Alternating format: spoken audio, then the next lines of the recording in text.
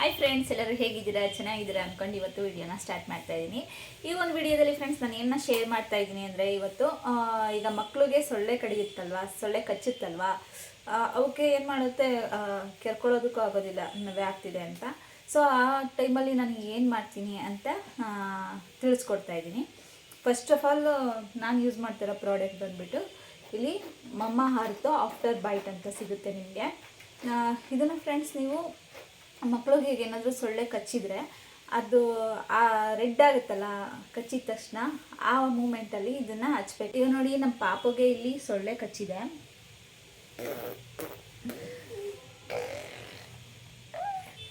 ಹಂಗೆ ಆ್ಯಕ್ಚುಲಿ ಇಲ್ಲಿ ಈಗ ಕಚ್ಚಿತ್ತು, ನಾನು ಜಸ್ಟ್ ಅಪ್ಲೈ ಮಾಡಿದ್ದೆ ನೋಡಿ, ಇಲ್ಲಿ ಕಚ್ಚಿದೆ. ಇದನ್ನು ಅಪ್ಲೈ ಮಾಡಿದ ತಕ್ಷಣ ಅದು ರೆಡ್ಡಿಶ್ ಏನಿರುತ್ತೋ ಅದು ಹೋಗ್ಬಿಡುತ್ತೆ.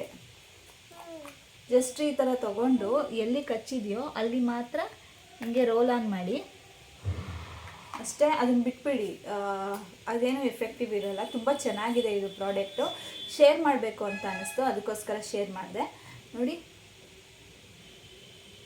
ಇದು ಒಟ್ಟಿನಲ್ಲಿ ಯಾವುದೇ ಥರ ಕೆಮಿಕಲ್ ಯೂಸ್ ಮಾಡಿರಲ್ಲ. ಇದು ತುಂಬ ಚೆನ್ನಾಗಿರುತ್ತೆ. ಲ್ಯಾವೆಂಡರ್ ಆಯಿಲ್ ಎಲ್ಲ ಯೂಸ್ ಮಾಡಿಬಿಟ್ಟು ಮಾಡಿರ್ತಾರೆ. ಸೊ ಇದು ಮಕ್ಕಳುಗಳಿಗೆ ತುಂಬ ಸೇಫಾಗಿರುತ್ತೆ. ನಾವು ಈಗ ಸೊಳ್ಳೆಗಳಿಂದ ಎಷ್ಟೇ ಸೇಫಾಗಿದ್ದು ಯೂಸ್ ಮಾಡಿದ್ರು, ಅಂದರೆ ಈಗ ಈಗ ನೆಟ್ಟೆಲ್ಲ ಯೂಸ್ ಮಾಡ್ತೀವಿ, ಹಂಗಿದ್ರು ಒಂದೊಂದು ಸಲ ಸೊಳ್ಳೆಗಳು ಬಂದುಬಿಡುತ್ತೆ.